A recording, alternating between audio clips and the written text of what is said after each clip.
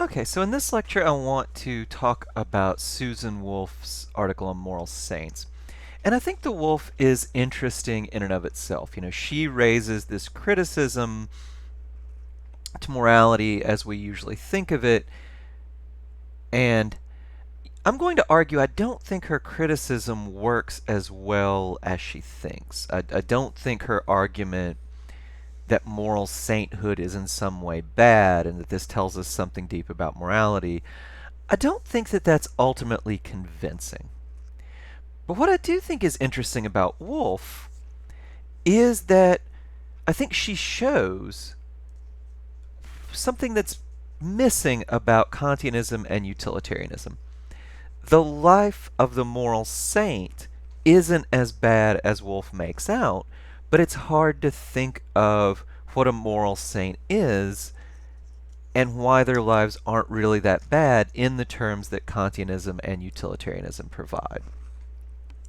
So I think the sorts of problems we see here that Wolf brings up will help us to understand the virtue theory approach to ethics. Okay, but let's start at least to be clear on what Wolf means, what she thinks a saint is. So I think it's good to distinguish between what we might call heroes and saints. And heroes, we'll talk about some people who are heroic. In the Radiolab episode I want you to listen to. And a hero is someone who does something exceptionally morally good, but it's a sort of spur of the moment thing. You'll see some of those in the Radiolab, or you'll hear about them, people who throw themselves onto a railroad track, a subway track, to save another person. Someone who rushes into a field to save a person from being gored to death by a bull. They do something really exceptionally morally good, but it's in kind of the moment, right? They do this really exceptionally morally good thing, but it's not like they live the rest of their life just committed to morality. Now, the saint, on the other hand, it's not just someone who does something really morally good in the spur of the moment. The saint is someone whose whole life is exceptionally morally good. Um, and now I think the saint is actually a little more unsettling to most of us than is the hero. I think Wolf is right that there's something that makes us uncomfortable about saintly people, right? The heroic person, we can tell ourselves, well, if I were there, I might well have done that, right? I might have done it. I'm not sure, but there's at least a chance we might tell ourselves that we would rush into the field, to save the woman from the bull, or that we would jump on the railroad tracks. Might or might not be true, but we can tell ourselves that, right? The saint, on the other hand, the person who lives a morally good entire life, well, we can't really let ourselves off the hook in that way, right? The hero, we can tell ourselves, well, if I just had the chance, I would do that. The saint, someone who gives up all of his time and money to help other people, well, we could do that now, right? We could give more of our income to help others than we do. We could volunteer more time at a charity. We could start being saintly if we wanted to, and we don't, and I think that makes the figure of someone who's saintly uncomfortable for us in a way that maybe heroic people don't make us uncomfortable. Well, what do we do with this discomfort? We might think, well, that's just because we're bad people. We might put it aside, say, well, I wish I could be better, really should be better. Wolf thinks that this discomfort is justified. She thinks we shouldn't want to be saints, that it would be bad to be a saint. Well, let's get clear on what she thinks a moral saint is. Wolf says a moral saint is someone not just who's a really nice person, not just someone who's morally better than average, they have to be morally as good as possible.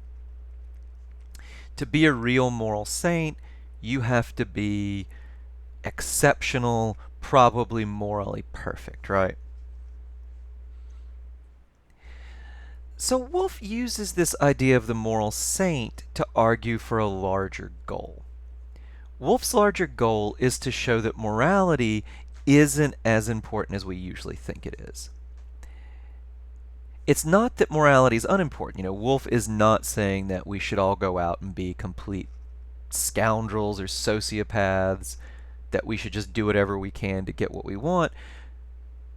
Wolf is saying, though, that morality is good, but it's not as good as we might believe.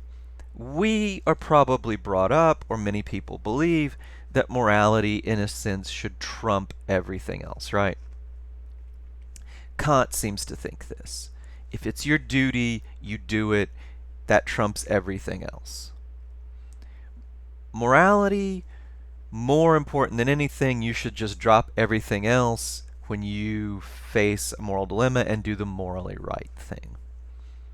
Wolf will say morality is important, but sometimes other non-moral ends are actually more important than morality. We actually live this way, right? Wolf doesn't think we spend all our time trying to be morally good, but we probably feel a little guilty about it, right? And Wolf will say we shouldn't. Sometimes other things are more important than morality. That's justifiable. We shouldn't feel guilty about it.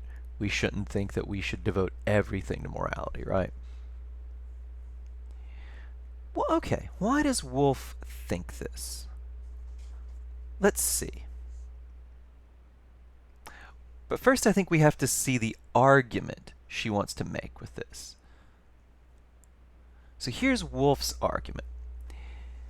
If morality is so important that it should trump all other things, then we should become moral saints.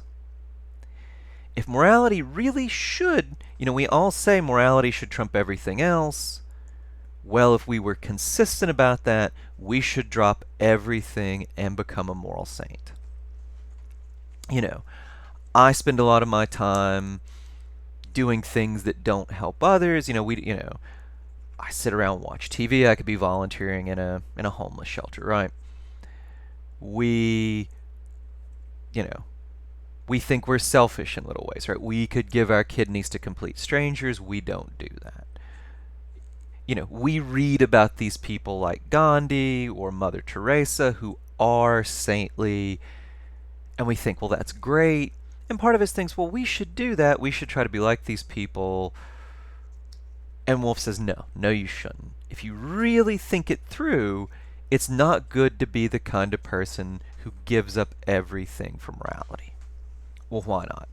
Well, she'll say the life of a moral saint is objectively bad. And you want to be careful what you take her to mean by this. She doesn't just mean that, it wouldn't be fun to be a moral saint, right? That we would have to give up a lot of stuff we want. She says we wouldn't want to be a moral saint. Not only would we not want to be a moral saint, we wouldn't want anyone we care about to be one, right? You would not want your children or anyone else you care about to be a moral saint. It would be an objectively bad life, not a life that a human being should live. If that's so, we shouldn't want to become moral saints. Well, but premise 3, if that's true, shows that we have to reject premise 1. So we get the conclusion. So morality is not so important that it should trump all other things. What Wolf thinks is that most of us should just go on doing what we're doing, where we're kind of morally decent, but morality often takes a backseat to other stuff. We should just keep on doing that, but we just shouldn't feel bad about the fact we do it, right? Well, how good an argument is this? Well, I think any argument like this you should probably be very skeptical of, right? It's a very comforting conclusion. Thumbs up, you're doing great, right? We probably want to believe that. And the fact we want to believe it should give us reasons to be especially skeptical of this argument, right? Well, is it a good argument? Is it really bad to be a moral saint? I think not. But to see why not, we have to go a little more deeply into Wolff's argument. So Wolff says there are two sorts of moral saints, two types of moral saints she can think of. So she says there's this rational saint and there's the loving saint. And now the rational saint, he or she wants what we want. You know, he comes home, he probably wants to put his feet up and watch TV or play video games or read a book or whatever, but he realizes there's more moral good to be done in the world, right? So he goes out to that soup kitchen. When he gets his paycheck, he wants to spend it on himself. He wants to buy, go on a vacation or buy a nice camera or buy a nice new pair of shoes. But he gives it up. He spends that money to help others because he feels duty bound to do it. Now look, it's not very hard to see what's wrong with the rational saint. The rational saint is going to be miserable. He wants the stuff you and I want, and he doesn't get it because he's so committed to morality. So pretty easy argument for Wolff. The rational saint is going to be a miserable person. Well, what does this prove? Now, Wolff seems to think that this is an argument both against saintliness and against Kantian morality, right? She seems to think that Kantian morality would tell you to become a rational saint, and that if we have this commitment to morality, we should all try to, become rational saints, or that's one kind of sainthood. I actually think it doesn't do either. Think of it this way, right? Kant's all about duty. Well, but do you think for a second that you have a duty to give your kidney to a complete stranger? Do you think for a second that you have a duty to donate all your income to others? Do you think that you have a duty to volunteer every second to help other people? Kant will say we have some duties to help others, but they have limits. So I don't think Kantianism would say that you have to be a rational saint. Kant would say you have to do your duty, and that involves helping others within limits. Kant would probably think that most of us need to do a bit more, but it's not like we have to devote every single waking second and every bit of our income to helping others. So rational saint, not really in and of itself a very good argument against Kant. It's also not really a knock against the idea of saintliness, right? Ask yourself this: does the rational saint seem all that saintly? Remember, the moral saint is supposed to be as good as possible. Does the rational saint fit that bill? I don't think he does, right? If you were as good as possible, being moral wouldn't make you miserable, right? The rational saint he seems like some sort of neurotic. He seems like he must have some trauma or weird guilt complex. He doesn't seem morally good, right? Especially not as morally good as possible. So I think you could say to Wolff, well, yeah, this rational saint, if that's what saintliness really looked like, that would be a knock against the idea of sainthood, but you, Wolff, just have saintliness wrong. What's more, if Kantianism said we had to be rational saints, that'd be a problem for Kant. Kant doesn't say that. So the more interesting one is the loving saint. The loving saint isn't like you or me. He gives up all the stuff you or I might want. He devotes himself fully to morality, but it makes him happy. doing the morally right thing, volunteering in the soup kitchen or giving his money away or whatever, that's what makes him happy. Now, Wolf says that, if you were a utilitarian, you should try to become a loving saint. You should spend all your effort helping others, and you should try to be happy about it, right? I actually think she's right about this. I think a utilitarian, if they're consistent, would say we should all be loving saints. But why is that an objection? What is wrong with being a loving saint? Does the loving saint show us anything wrong with utilitarianism as a moral theory? Does it show us that there's anything wrong with sainthood? Well, why, right? The loving saint is by definition happy. Morality makes him happy. What's wrong with him? Well, Wolf says there are two things. The loving saint can't develop character traits that we like. She thinks, think of wit, right? Think of a sense of humor. Wolf will say, well, to have a sense of humor, you couldn't be saintly. The saintly person, if I made a joke about somebody, the saintly person couldn't even get it, right? Because the saintly person has to think the best of everyone 24/7.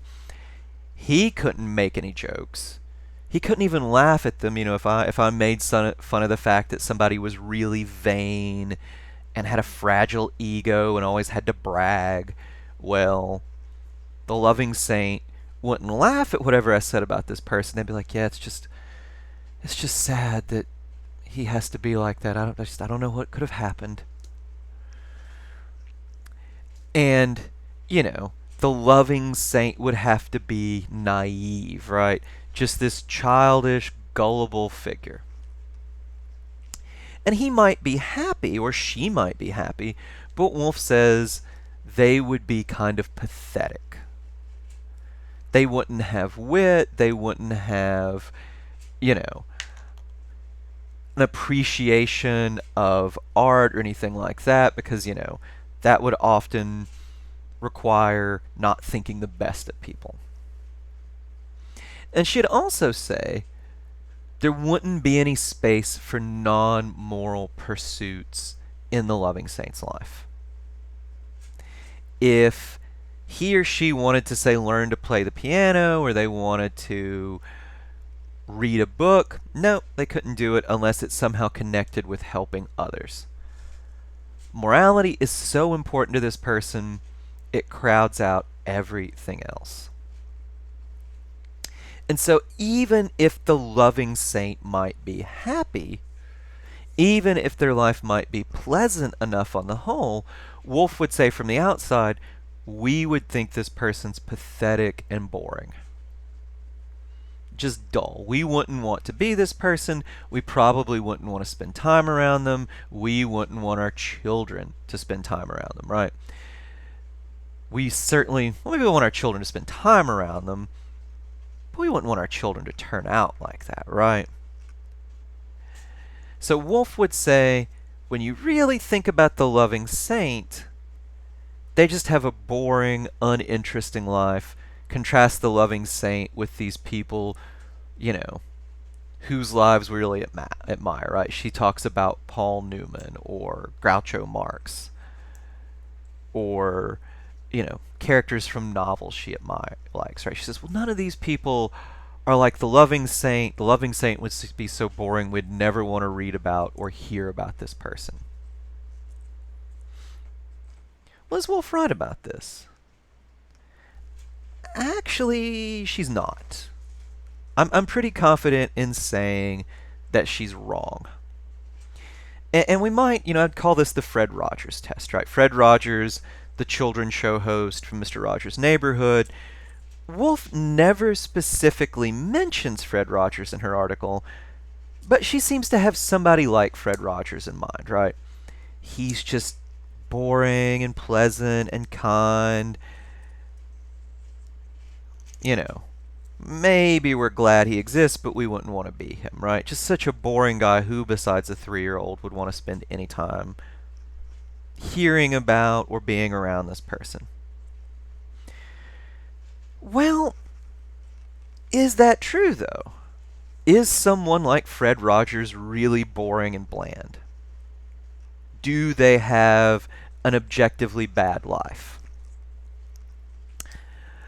I would actually know another word for this, call bull on that claim. There was a documentary of Fred Rogers that came out recently. If this were an in-person class, I'd have you guys watch it. I can't because of copyright issues. But I would highly recommend it. It's called Won't You Be My Neighbor? And, it turns out that Fred Rogers was actually a really interesting person. He created this children's show, and he had these interests in music and, art that he put into the children's show, right? He was really nice, but it turns out he had a pretty good sense of humor.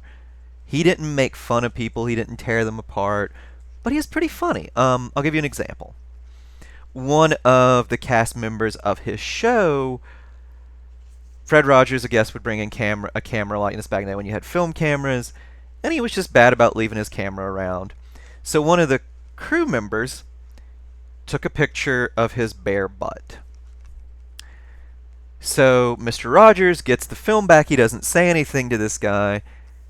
Months later for Christmas, he says to this crew member, he's like, "Oh, by the way, don't forget your Christmas present before you go home for vacation."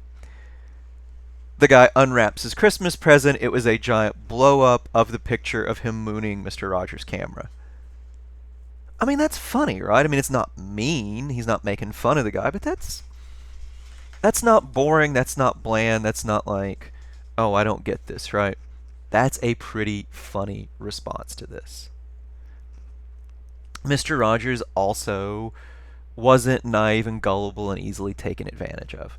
In the 70s, Congress wanted to cut basically all the funding for PBS. Fred Rogers more or less saved public broadcasting. He goes into the Senate, talks to the Senate. There's a senator who's very much wanting to cut this, very cynical, hard guy. There's video of this. I mean, you can watch it. He talks to this guy. He's very earnest. He's very kind. He convinces them not to cut PBS's funding. Is he bland or boring? Well, they made a whole documentary about him, right? How many people could you make a 90-minute documentary about? Probably not most of us. If he's that boring, well, that wouldn't be the case, right? Did he have a good life? Yeah, I think he did. He seemed pretty happy. Not like blissful 24/7, but he was reasonably happy, and it's an interesting enough life that, we hear about it, we find things there that hold our attention. And there are a lot of other morally saintly people who seem pretty interesting. There's this book by this woman, Larissa McFarquhar, and it's an answer to Woolf, and she talks about these people like Murladhar Devidas Amti, I might be mispronouncing that, but hopefully that's close enough, and Hector and Sue Badeau, and they all have really interesting lives, right? The Badeaus end up adopting over 20 children. They adopt a child, then they're talked into adopting another, and they just keep thinking, well, I could make these children's lives better. And a lot of the children they adopt have serious problems, right? They had hard childhoods. A lot of them have emotional issues. Some of them have serious health issues. 2 of them were even fatally ill when the Badeaus adopted them. But the Badeaus seem to have, if you don't believe me, look up the McFarquhar book, they're interesting people. They're not boring. The same goes for Baba Amti. He founded a leper colony in the middle of the jungle in India. Whatever else you say about this guy, he seems a saintly person. Whatever else you say about him, he doesn't seem boring. He doesn't seem bland. In fact, Amti was actually a pretty controversial figure in India. He stepped into politics in ways that really irritated some people. So Woolf's claim that the saint has to be boring or bland or uninteresting just seems like nonsense to me. Well, and if the claim that the saint isn't bland or boring is nonsense, then I don't think Woolf proves her point about morality. Well, now y'all may be saying, well, if Woolf's main argument doesn't work, why are we reading Woolf? Well, I think for a few reasons. And the main reason is I think we can learn something from her challenge. So people like Fred Rogers or Baba Amti or Hector and Sue Badeau seem exceptional. They seem better than the rest of us. I'm not a bad person. I'm not as good a person as Fred Rogers or Baba Amti or the Badeaus. Well, but utilitarianism and Kantianism have a hard time explaining why that is, what makes these people exceptional. Utilitarianism just says, well, create the greatest overall consequences, create the most happiness. Well, that doesn't seem what any of these people are trying to do. Fred Rogers is not thinking to himself, I want to create the greatest overall happiness. He loves children. He wants to make their lives better. The same with, the Badeaus. And they're certainly not just thinking to themselves, oh, it's my duty to do this, so I'll do it, right? If anything, what these people are doing seems way above and beyond the call of duty. And Kantianism seems like it can't account for that. It can't account for this idea that what these people are doing is better than what most of us do. And it can't account for the idea that they're better than us in a certain way, right? When I talk about what makes Rogers better than us, it's something about not that he does his duty or the consequences he creates, it's something about the type of person he is. He's loving, he's forgiving, he tries to see the best in people in ways that most of us don't. It's something about Fred Rogers' character that's exceptional. Kantianism, utilitarianism don't seem to be able to account for that. That's one of the things that will make virtue theory interesting. It really focuses on character. Well, might that not give us a language to describe these exceptional people in a way that Kantianism and utilitarianism can't? So another thing I think we can learn from Woolf is that, when we think about morality, I think most of us think that there is some kind of link between being a morally decent person and having a good life. Think about it this way, right? We want our children to be moral, right? When you quiz parents, when you poll parents, they've done this. Most parents will say, well, the most important thing for me is that my child be a good person.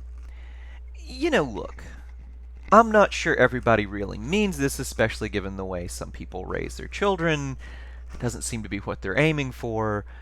But I don't think everybody's just lying and saying this because they think people want to hear it.